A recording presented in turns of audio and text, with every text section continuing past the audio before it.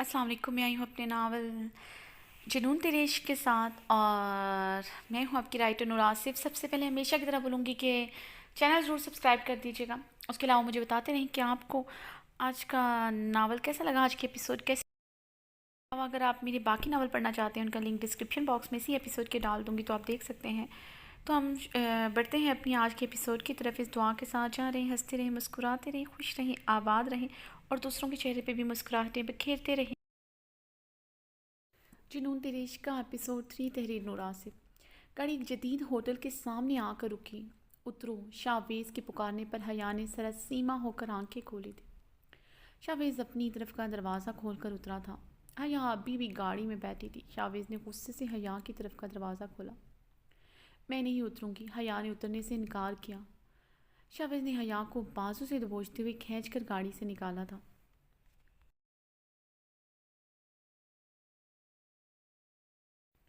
اب اگر تمہاری ذرا بھی آواز آئی یا پھر مزاحمت کی تو قسم سے ادھر ہی شوٹ کر دوں گا، شاویز نے غصے سے غراتے ہوئے کہا۔ شاویز کی اس سرد گراہٹ سے حیا کو اپنی ریڑھ کی ہڈی میں سنسناہٹ محسوس ہوئی۔ وہ ٹرانس کی کیفیت میں خوف کے عالم میں شاویز شاہ کے ساتھ چل پڑی۔ شاویز حیا کو ایک خوبصورت سے کمرے میں لایا اور اسے بیڈ پر لا کر پٹکا تھا۔ حیا اوندے منہ گری تھی۔ ابھی وہ اس جھٹکے سے سنبھلتے ہوئے سیدھی ہوئی تھی کہ شاویز شاہ اس کی طرف بڑھا۔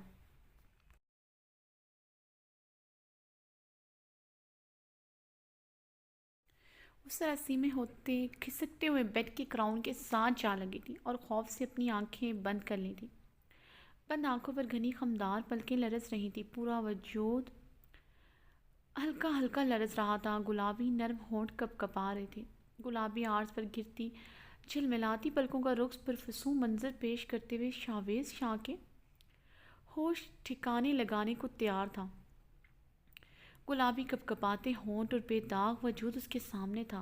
وہ اتنی خوبصورت تھی کہ بڑے بڑے عابد و زاہد انسان کو ڈگمگا سکتی تھی، مگر سامنے شاویز شاہ تھا جسے ہرانا اتنا آسان نہیں تھا۔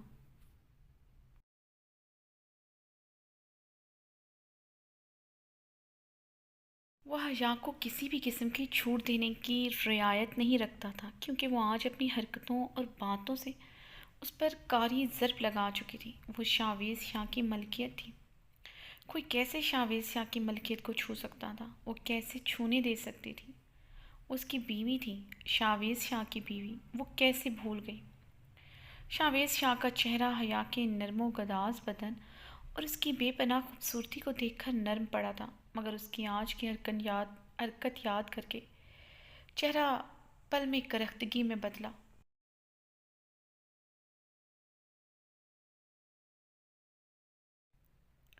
اس نے حیا کی کمر میں ہاتھ ڈال کر اسے اپنی طرف کھینچا تو وہ کٹی ہوئی ڈال کی طرح اس کے سینے کے ساتھ آ لگی تھی۔ حیا نے سسکی لیتے ہوئے اپنی آنکھوں کو زور سے میچا تھا۔ شاویز شاہ نے حیا کے بالوں کو اپنی مٹھی میں لے کر جھٹکے سے اس کا چہرہ اپنے روبرو کیا۔ اس کے گردن پر بھلے دل پر اپنے دانت گاڑ دیے تھے۔ شدت اتنی کی تھی کہ حیا کی چیخیں نکل گئیں، جس پر شاویز نے سختی سے اس کے منہ پر ہاتھ رکھ کر اس کی چیخوں کا گلا گھونٹا تھا۔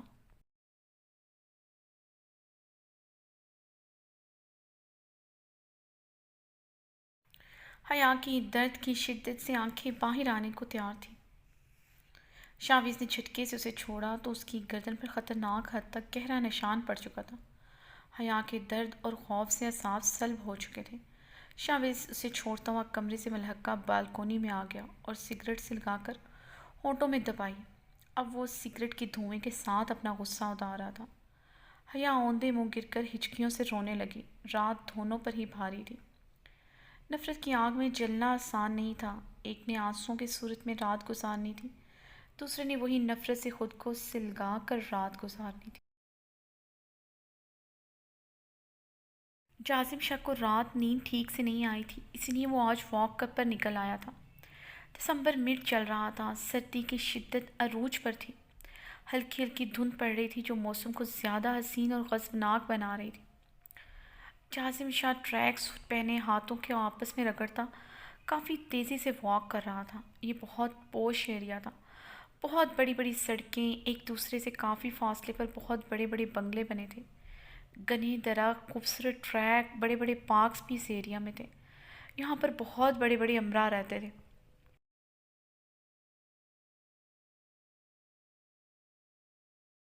جازم شاہ نے اب تیزی سے بھاگنا شروع کر دیا تھا۔ وہ شروع سے ہی خود کی فٹنس کا بہت خیال رکھتا تھا۔ اس کا کثرتی بدن، ورزش، یوگا، واک اور جم کا کمال تھا، لیکن آج کل وہ واک رات میں کرتا تھا۔ جازم شاہ تھوڑی دور فاصلے پر یکدم رکا تھا۔ ہیزل پنک کلر کے ایک گرم فلفی سے ڈریس میں ملبوس تھی، شارٹ زپر جیکٹ کے ساتھ پنک ٹائٹس پہن رکھی تھی، بالوں کی اونچی سی پونی بنا رکھی تھی۔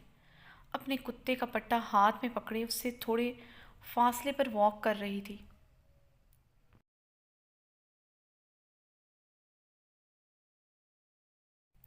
اس کی گلابی رنگت اس ٹائم سرخ ہو رہی تھی، اس کی چھوٹی سی ناک بھی شدید سرخ پڑ رہی تھی۔ جازم اس کے اتنے سردی میں واک کرنے پر حیران ہوا تھا، کیونکہ اس وقت یہاں پر کوئی عورت تو دور کی بات مرد بھی نظر نہیں آ رہا تھا۔ سردی کی وجہ سے لوگ بہت کم واک کرتے تھے۔ جازم اب ہیزل کے بالکل پیچھے آہستگی سے چل رہا تھا۔ کوکو، تمہیں پتہ ہے میں نے حیا کو رات کتنا مس کیا، لیکن وہ ہٹلر اسے لے گیا۔ صحیح نام رکھا تھا حیا نے اس کا، ہٹلر۔ وہ تو ہٹلر ہے ہی، اس کا بھائی تو اس سے بھی بڑا جلاد ہے۔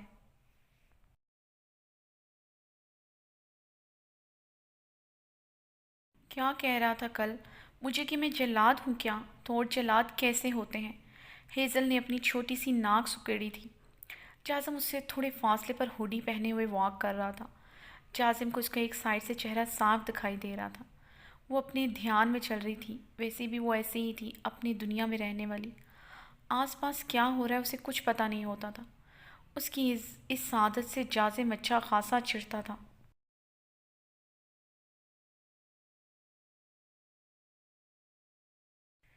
ایک نمبر کا ظالم اور اکھڑ اور بدمزاج انسان ہے۔ میں یہ رخصتی اپنے بھائی کی وجہ سے کر رہا ہوں، تو میں کون سا یہ رخصتی کرنے کے لیے مری جا رہی ہوں؟ ہیزل نے اپنے خوبصورت اور کیوٹ سے نکوش پگاڑ کر جازم کی نقل اتاری تھی۔ جازم اس کی باتیں سنتا حیران ہو رہا تھا۔ اس کے سامنے یہ زبان کہاں چلی جاتی ہے؟ میرا بس چلے نہ اس جلاد کو دو چار لگا دوں، بلکہ اس کی فراٹے چلتی زبان کو ہی کاٹ ڈالوں۔ پیچھے چلتا ہوا جازم اپنی بیوی کے منہ سے اپنے بارے میں اتنے اچھے القابات سنتا اش اش کر اٹھا تھا۔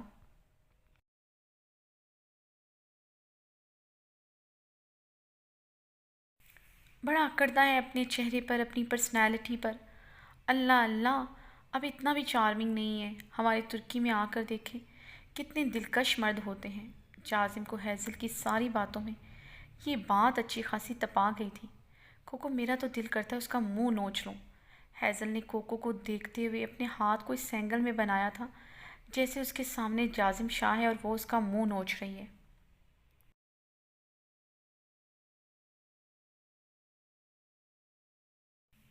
تم دیکھنا کوکو، رخصتی کے بعد سوتے میں تکیے سے میں اس کا گلا گھونٹ دوں گی۔ اسے تو تب پتہ چلے گا جب جہنم میں اس کی آنکھ کھلے گی۔ ہیزل کی اتنی گہر افشانیاں اور اس کے اپنے متعلق اتنے نیک خیالات سن کر جازم شاہ غش کھانے کو تھا۔ یہ دیکھو کوکو، اس نے میری کلائی بھی زخمی کر ڈالی۔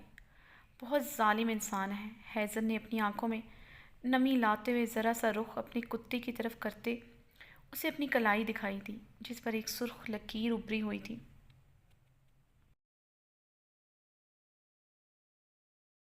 جازم نے اس کی آنکھوں کی سطح پر نمی ابھرتے دیکھ لی تھی۔ جازم نے اس کی آنکھوں کی نمی پر اپنے لب بری طرح بھینچے تھے۔ ہیزل اپنے کوکو کے ساتھ باتیں کرتی کافی آگے چلی گئی تھی۔ جازم وہیں پر رک گیا تھا۔ اب ہیزل کی آنکھوں کی نمی اسے ڈسٹرب کر گئی تھی یا پھر ہیزل کی باتیں؟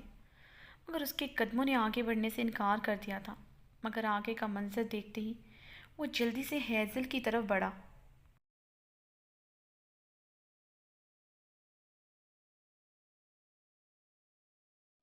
دو لڑکے ہیزل کو روک کے کھڑے تھے، اسے کچھ کہہ رہے تھے۔ ہیزل انہیں اگنور کرتی آگے بڑھ گئی تھی۔ وہ دونوں لڑکے اس کی بیگ کو گھورتے اس پر بہت برے ریمارکس پاس کرتے ہنس رہے تھے۔ جازم کے خون میں فشار بلند ہوئے تھے۔ وہ تیزی سے ان لڑکوں کی طرف بڑھا۔ ان لڑکوں کے قریب پہنچ کر ان کو پیچھے سے جیکٹ پہ ہاتھ ڈال کر اپنی طرف کھینچا۔ اس سے پہلے وہ سنبھلتے جازم نے پوری قوت سے ان کے سروں کو ایک درخت سے ٹکرا دیا۔ جازم نے اتنی زور سے ان کے سر درخت سے ٹکرائے تھے کہ ان کے ماتھے سے خون بہنے لگا تھا۔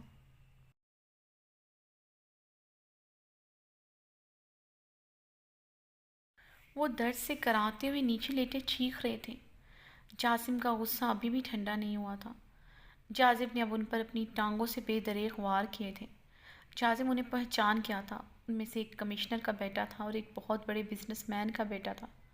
وہ دونوں ینگ سے ٹین ایج لڑکے تھے۔ جازم جیسے باڈی بلڈر کا مقابلہ کرنا ان کے بس کی بات نہیں تھی، اور جازم نے انہیں موقع بھی نہیں دیا تھا۔ ہیزل کے پاس ہی کھڑا دیکھ کر جازم کے پورے بدن میں آگ بھڑکی تھی، اور وہ جس طرح کے ریمارکس دے رہے تھے وہ سن کر جازم اپنے ہوش کھو بیٹھا تھا۔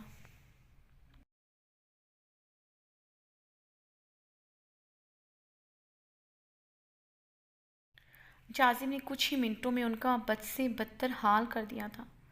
جازم انہیں چھوڑتا ہیزل کی طرف بڑھا، جو ابھی بھی اپنے کتے سے باتیں کرتے ہوئے واک کر رہی تھی۔ جازم کا غصہ ابھی بھی ٹھنڈا نہیں ہوا تھا۔ یقیناً یہ لڑکے ہیزل کو آگے پیچھے بھی پریشان کرتے ہوں گے، ورنہ اتنی صبح سردی میں ان کا یہاں کیا کام؟ اور ہیزل روز منہ اٹھا کر واک کرنے آ جاتی ہے۔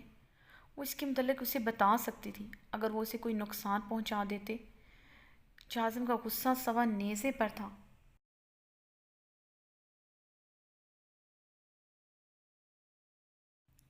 وہ بھاگتا ہوا ہیزل تک پہنچا تھا، جو اپنی ہی دھیان میں چل رہی تھی۔ رکو! جازم نے سرد آواز میں ہیزل کو پکارا۔ جازم شاہ کی آواز پر ہیزل کا رنگ فک ہوا تھا۔ ہیزل نے گردن ترچھی کر کے ذرا سا رخ موڑ کر جازم کو دیکھا۔ جازم کا سرخ تنا ہوا چہرہ دیکھ کر ہیزل کو اپنا حلق خشک ہوتا محسوس ہوا۔ ہیزل نے اپنی نیلی بڑی بڑی آنکھیں جھپکی تھیں، اور دوسرے ہی پل ہیزل نے سر پر دوڑ لگا دی تھی۔ جازم نے حیرانگی سے اسے یوں پاگلوں کی طرح بھاگتے ہوئے دیکھا۔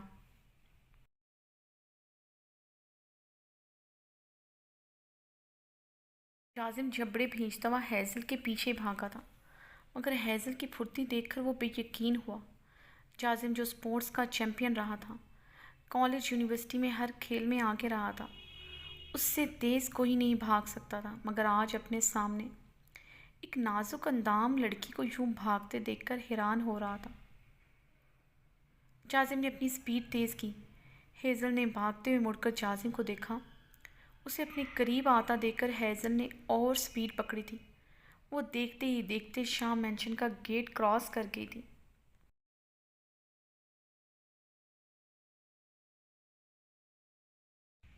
اس کے اندر جانے کے بعد جازم کے لبوں پر بے ساختہ مسکراہٹ امڑ آئی تھی۔ ابھی وہ جس طرح اسے مارنے کے پلانز بنا رہی تھی، جازم کو خود پر ترس آ رہا تھا، مگر اب جازم کو ہیزل پر ترس آ رہا تھا۔ وہ اپنی مسکراہٹ چھپاتا گیٹ کے اندر داخل ہوتا اپنے کمرے کی جانب بڑھ گیا۔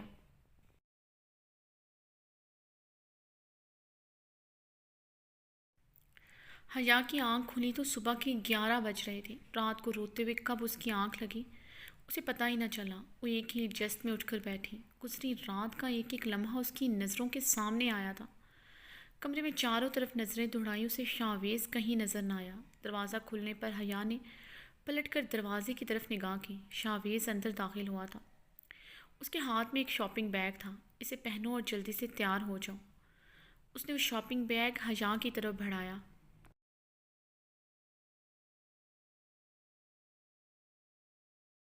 حیا نے جلدی سے وہ شاپنگ بیگ اس کے ہاتھ سے لیا اور واش روم چلی گئی۔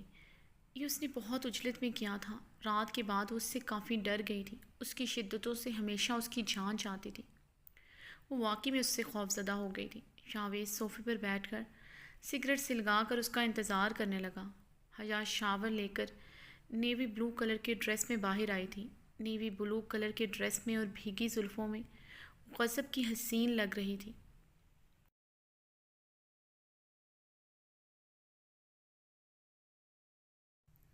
شاویز کی نظریں اس کے نوخیز سراپے میں الجھ کر رہ گئی تھیں۔ نیلے رنگ میں سفید رنگت دمک رہی تھی۔ دوپٹہ اس نے گلے میں ڈال رکھا تھا اور ہمیشہ کی طرح اس سے سنبھالا نہیں جا رہا تھا۔ شاویز اسے دیکھ کر کچھ پل کے لیے گنگ رہ گیا تھا۔ شاویز اسے بے خودی میں تکے جا رہا تھا۔ شاویز کے سینے میں دھڑکتا دل بے قابو ہو رہا تھا۔ انگلیوں میں دبے ہوئے سگریٹ نے شاویز کی انگلیوں کے پوروں کو جلایا تو شاویز ہوش کی دنیا میں واپس آیا تھا۔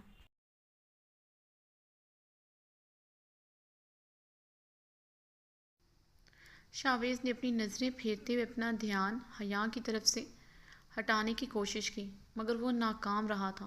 وہ جتنی خوبصورت تھی، اس کا بدن اس سے کہیں زیادہ دلکش اور خوبصورت تھا۔ شاویز کی نظریں پھر حیا پر اٹھتی اس کے حسین چہرے سے ہوتی اس کے بدن کے دلکش نشیب و فراز میں الجھ گئیں۔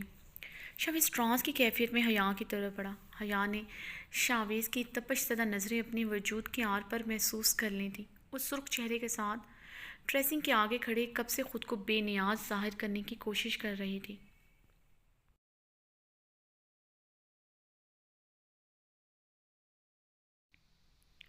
مگر شاویز کو اپنی طرف بڑھتا دیکھ کر حیا کو اپنا دل کانوں میں بجتا دکھائی دینے لگا۔ حیا نے خوف اور گھبراہٹ میں اپنے قدم پیچھے کی طرف بڑھائے تھے۔ یکدم حیا کا پاؤں اپنے ہی دوپٹے میں الجھا تھا۔ اس سے پہلے وہ گرتی، شاویز نے اس کی کمر میں ہاتھ ڈال کر اسے اپنے سینے کے ساتھ لگایا۔ حیا اس کے سینے کے ساتھ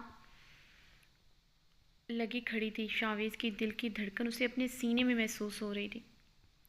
جس طرح وہ اسے اپنے سینے کے ساتھ لگائے ہوئے تھا، حیا کا رنگ شرم سے زیادہ خفت سے سرخ پڑ رہا تھا۔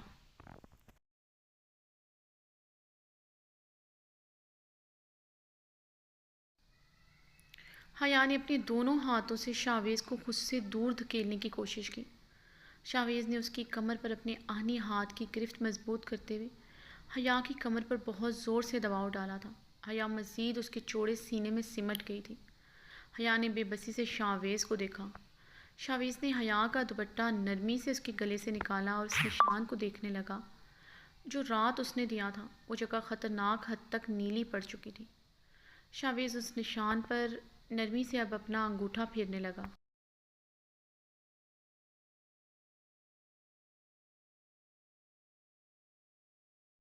حیا نے سسکی لی۔ بہت درد ہو رہا ہے۔ شاویز کا لہجہ کافی نرمی لیے ہوئے تھا۔ حیا شاویز کی قربت میں لال سرخ ہو رہی تھی، گال بھاپ چھوڑنے لگے تھے۔ اس نے آنکھوں میں آئے پانی کو اندر ڈھیلتے ہوئے اپنی آنکھیں جھپکی تھی اور پھر گردن دائیں بائیں نفی میں ہلا گئی۔ اس کا تھا، بے شک دیا شاویز نے تھا، مگر اس کے سامنے اپنی درد کی تشہیر کر کے خود کو کمزور ثابت نہیں کرنا چاہتی تھی، اس لیے وہ سر نفی میں ہلا گئی تھی۔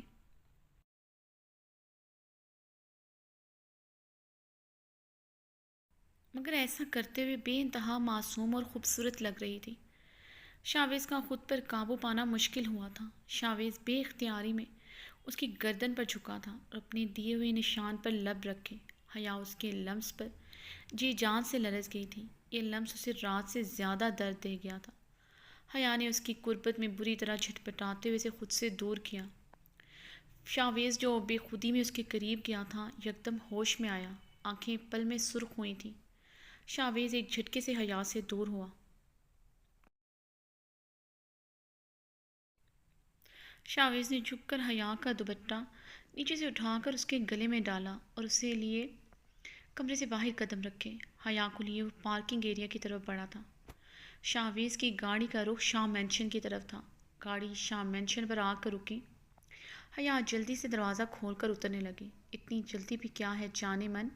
شاویز نے دروازہ لاک کیا۔ شاویز حیا کے بہت قریب ہو کر اس پر جھکا تھا۔ حیا کو اپنے دل کی دھڑکن اپنے کانوں میں سنائی دینے لگی۔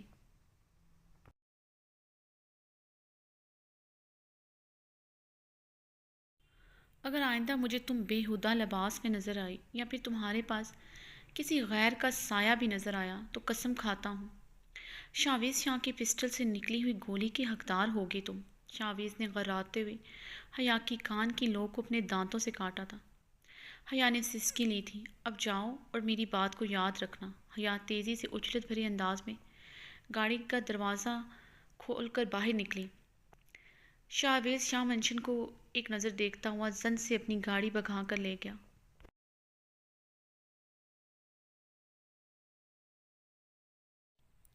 حیا نے وائٹ پینٹ پر گھٹنا تک آتی سٹائلش سی شارٹ ریڈ فراک پہن رکھی تھی جس پر بلیک اور وائٹ کلر کے چھوٹے چھوٹے ہارٹ بنے ہوئے تھے.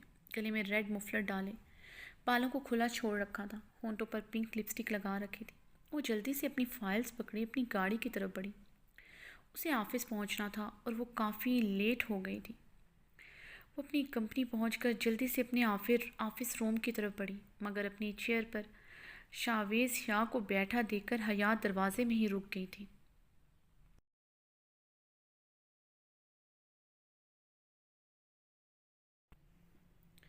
آؤ آؤ حیا شاہ، رک کیوں گئی؟ اندر آؤ. شاویز شاہ چیئر سے ٹیک لگائے کافی سکون سے بولا تھا، مگر اس کی آنکھیں کافی سرخ ہو رہی تھیں. حیا نے اندر داخل ہوتے ہی فائلز اپنی ٹیبل پر پٹکی تھی. تم میرے آفس میں کیا کر رہے ہو شاویز شاہ؟ حیا نے سینے پر ہاتھ باندھتے ہوئے درستگی سے پوچھا. تمہارا آفس؟ اچھا مذاق ہے. شاویز کرسی کو ہلکا سا گھماتا ہوا ہنسا تھا.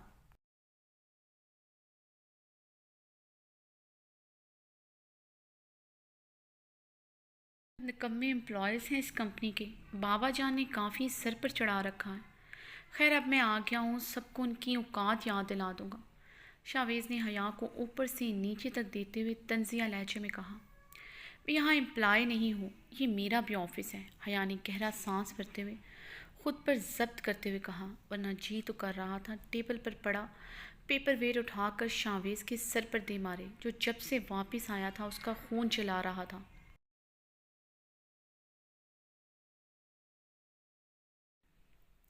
یہ آفس تمہارا تھا مگر اب نہیں ہے. شاویز شاہ نے چیئر سے ٹیک لگائے مسکراتے ہوئے آنکھیں جھپک کر حیا کو دیکھا.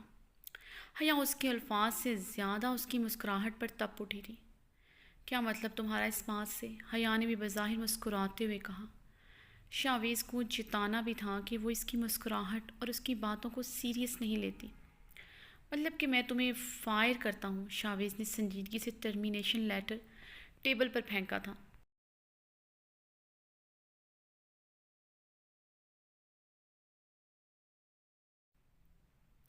حیا نے بے یقینی سے وہ ٹرمینیشن لیٹر اٹھا کر دیکھا. یہ تم کیسے کر سکتے ہو؟ تم نے رات میرا ڈیزائن کیا ہوا نیکلس توڑ دیا اور اب مجھے ٹرمینیشن لیٹر دے رہے ہو؟ یہ اتھارٹی تمہارے پاس نہیں ہے. حیا یکدم چیخی تھی. شاویز کرسی سے اٹھ کر حیا کے قریب آیا تھا اور بہت قریب سے اس پر اپنی گہری نظر ڈالی. تمہاری اتنی دنوں کی محنت کو میں نے نہیں، رات تم نے خود ہی برباد کر دیا. اس کمپنی کو کروڑوں روپے کا نقصان بھی تم نے پہنچایا.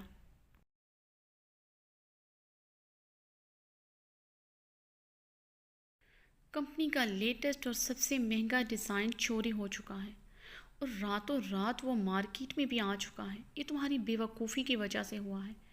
شاویز نے حیا کی طرف ایک کیٹلاگ بڑھائی دی. اسی کا ڈیزائن کسی اور برانڈ سے کسی اور کمپنی نے لانچ کر دیا تھا. حیا کیٹلاگ ہاتھ میں پکڑے بے یقینی سے دیکھ رہی تھی. اور میں تمہیں فائر بھی اسی وجہ سے کر رہا ہوں.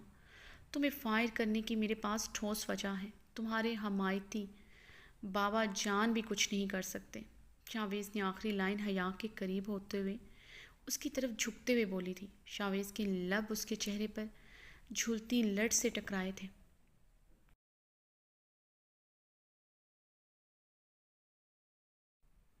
حیا نے غصے سے اپنی لٹ اپنے کان کے پیچھے اڑسی. اور تم اتھارٹی کی بات کر رہی تھی تو میں تمہیں بتا دوں، یہ کمپنی اب صرف میری ہے. شاویز حیا کی لٹ اس کے کان کے پیچھے سے نکال کر اپنی انگلی پر لپیٹتے دل جلانے والی مسکراہٹ کے ساتھ بولا. یہ مت بھولو کہ میں اس کمپنی میں 30% شیئرز کی مالک ہوں. حیا نے شاویز کو دونوں ہاتھوں سے خود سے دور دھکیلا تھا. تمہارے شیئرز اس کمپنی میں 20% بھی نہیں ہیں.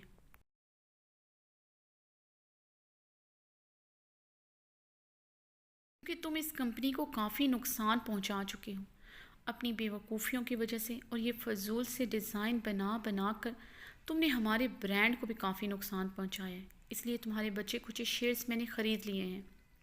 شاویز سرخ آنکھوں سے حیا کو گھورتا ہوا بولا. شاویز تم میری انسلٹ کر رہے ہو. میں نے اس کمپنی کے لیے دن رات محنت کی ہے اور میرے ڈیزائن بیسٹ ہوتے ہیں. ہمیشہ تمہیں ہی پرابلم ہوتی ہے میرے ڈیزائن سے. تم جلتے ہو میری کامیابی سے.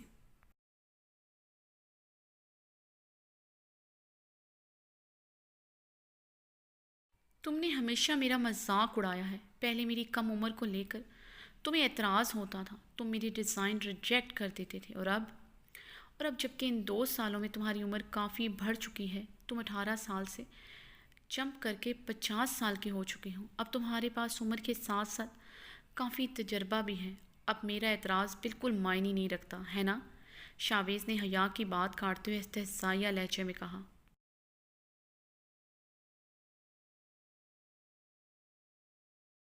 پلیز حیا، یہ فضول باتیں مت کرو میرے سامنے۔ میں تمہارے ڈیزائن اس لیے ریجیکٹ کرتا تھا، وہ اس قابل نہیں تھے۔ مجھے تمہاری کم عمر پر اعتراض نہیں تھا، تمہاری میچورٹی پر اعتراض تھا، جو کہ تم نے رات اپنی بے وقوفی سے ثابت کر دیا ہے کہ تم آج بھی بے وقوف اور امیچور ہو۔ 2 سالوں میں 18 سے 20 سال کے ہو چکے ہوں، اس کے علاوہ کوئی خاص فرق نہیں آیا تم میں۔ شاویز طنزیہ انداز میں بولتا چیئر پر دوبارہ سے جا کر بیٹھ چکا تھا اور اب اطمینان سے گہری نظروں سے حیا کے سرخ چہرے کو دیکھ رہا تھا۔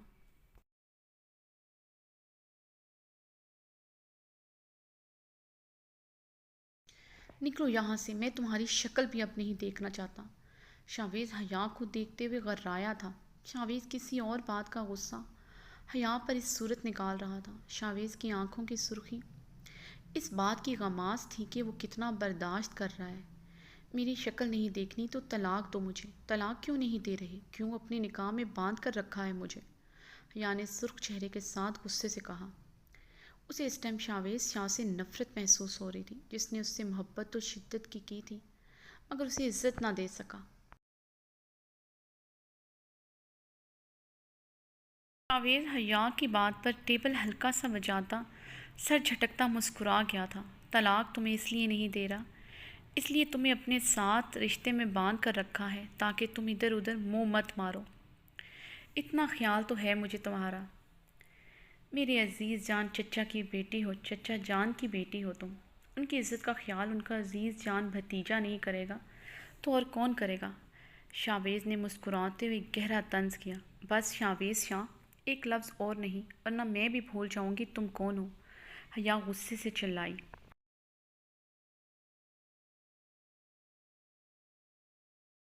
ورنہ کیا کرو گی تم؟ ہاں، بکواس بند کرو اپنی، آئندہ میرے سامنے چلانا مت۔ شاویز کرسی سے اٹھ کر حیا کے قریب آیا۔ کیوں؟ بکواس کرنے کا اور چلانے کا حق صرف تمہیں ہی ہے، حیا جواباً طنزیہ بولی۔ مسٹر شاویز شاہ، تم میرے شیئرز خرید کر سمجھ رہے ہو کہ تم نے بہت بڑا کارنامہ ادا کیا ہے۔ منٹوں میں تمہاری کمپنی خرید سکتی ہوں۔ مہمت یلماز کو لگتا ہے تم بھول گئے ہو۔ حیا شاویز کی آنکھوں میں دیکھ کر طنزیہ مسکرائی تھی۔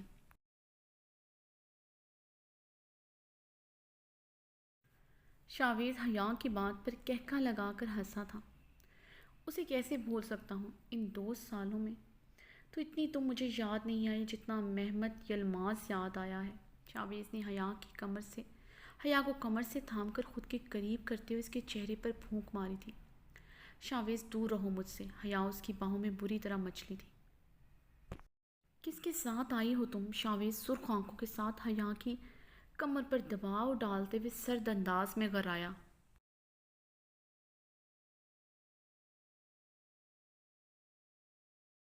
حیا شاویز کے سوال اور اس کی آنکھوں میں لپکتے شعلے دیکھ کر گھبراتے ہوئے اپنی نظریں جھکانے پر مجبور ہو گئی تھی۔ شاویز شاہ کی گرم بھاپ جیسی سانسیں حیا کی آنکھوں پر بکھر رہی تھیں۔ بارش سلطان کے ساتھ آئی ہونا؟ شاویز نے اپنی انگلیاں کافی سختی سے اس کی کمر پر گاڑتے ہوئے حیا کی جھکی نظروں کو دیکھ کر دوبارہ سوال کیا۔ حیا شاویز کے سوال سے زیادہ اس کی آنکھوں سے ٹپکتے جنون اور وحشت سے خوفزدہ ہوئی تھی۔ وہ اس بات کا کوئی بھی جواب دیے بغیر خاموشی سے اس کی باہوں میں نظریں جھکائے کھڑی رہی۔